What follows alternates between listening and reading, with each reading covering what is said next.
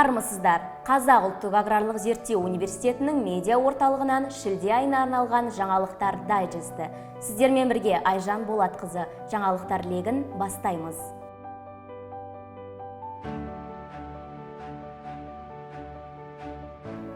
Қазуазуға Сенат және Маслихат депутаттары жұмыс сапарымен келді. 4 шілдеде Қазақстан Республикасы парламенті Сенатының депутаты, әлеуметтік мәдени даму және ғылым комитетінің мүшесі Динар Нөкетаева және Алматы қаласы Маслихатының депутаты Әміржан Нәбиев келіп, университет басшылығы мен профессор-оқытушылық құрам және қызметкерлермен кездесті. Кездесу барысында университет ғалымдар депутаттарды университет жетістіктерімен, ғылыми білім беру инфрақұрылымымен және жаңа инновациялық әзірлемелермен таныстырды. Өз кезегінде қонақтар университеттің ғылыми әлеуетін жоғары бағалады және оның еліміздің аграрлық ғылымы мен агроөнеркәсібін дамытуға қосқан елеулі үлесін ерекше атап өтті. Ақ жол тілейміз, құрметті түлектер! 11 шілдеде биылғы оқу жылын табысты аяқтаған білім алушыларға салтанатты түрде дипломдар табыс етілді. Ағымдағы жылы агробиология факультетін 250 бакалавр, 39 магистр, технология және биоресурстар 305 бакалавр, 39 магистр, ветеринария 368 бакалавр, 48 магистр, су, жер және орман ресурстары 315 бакалавр және 32 магистр, IT технологиялар, агроөнеркәсіптік кешенді автоматтандыру және механикаландыру мамандығы бойынша 306 бакалавр, 32 магистр және бизнес және құқық жоғары мектебін 302 бакалавр, 30 магистр бітіріп отыр. Бүгінгі таңда біздің түлектеріміз еліміздің экономикасы мен аграрлық секторында абыройлы еңбек етіп жүр. Білім мен ғылымның дамуына үлкен үлес қосуда. Қазуазуде халықаралық аренада ілгерілетудің жаңа мүмкіндіктері талқыланды. 13 шілдеде Қазуазуде Hertfordshire Press, Ұлыбритания баспа үйінің басшысы, OCA Magazine журналының баспагері, Eurasian Creative Guild вице-төрағасы Марат Ахмеджановпен онлайн-офлайн форматта кездесу өтті.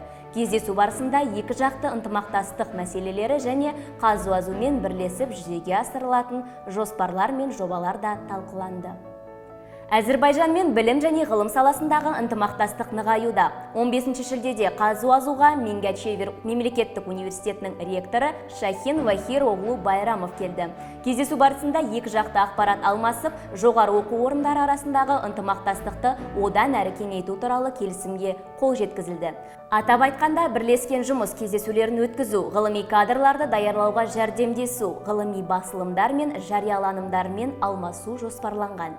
Ғалымдар Қазақстан стандарттау және метрология институтының бас директорымен кездесті. 15 шілдеде университетте Қазақстан Республикасы Сауда және интеграция министрлігінің Қазақстан стандарттау және метрология институты бас директоры Ғабит Мұхамбетовпен кездесу өтті. Кездесуге ұлттық аккредиттеу орталығының бас директоры Ринат Баетов, орталық сарапшысы Альмира Серікбаева, университет ғалымдары және бірқатар ғылыми зерттеу институты сарапшылары қатысты. Кездесу барысында университет ғалымдары соңғы ғылыми зерттеу жобаларын таныстырды. Сондай-ақ қонақтарды университеттің ғылыми инновациялық инфрақұрылымымен таныстырды. Атап айтқанда, олар Вагенинген университеті микроклональды көбею зертханасына, Қазақстан-Жапон инновациялық орталығына және тағы да басқа инфрақұрылымдық нысандарды аралады. Қазуазуде ғылым мен өндірістің интеграциясы негізінде агроөнеркәсіпті дамыту мәселелері бойынша дөңгелек үстел өтті.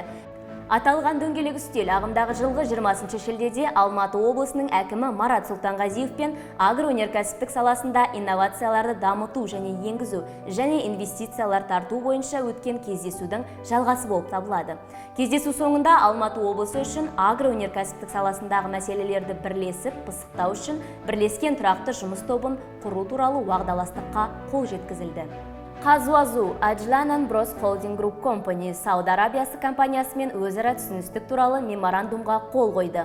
25 шілдеде мемлекет басшысы Қасым Жомарт Тоқаев Сауд Арабиясының королі Сальмана бен Абделазиза Аль Сауданың шақыруымен Джиддаға Сауд Арабиясына ресми сапармен барды. Сапар барысында екі жақты келіссөздер жүргізіліп, сауда, экономикалық және инвестициялық ынтымақтастық мәселелері талқыланды.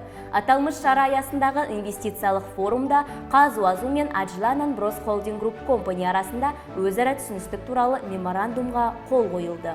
Меморандумда Қазуазу әзірлеген қант құмайын өсіру және терең өңдеу инвестициялық жоба бойынша ынтымақтастық қарастырылған. Жобаның мақсаты қазақстандық сертификатталған саудалық шәрбат пен тамақ өндіріс арқылы органикалық өнімдердің әлемдік тұтыну нарығына шығу және осы нарықта лайықты орын иелену. Шілде айының жаңалықтары осымен өз соңына жетті. Келесі эфирде жүздескенше.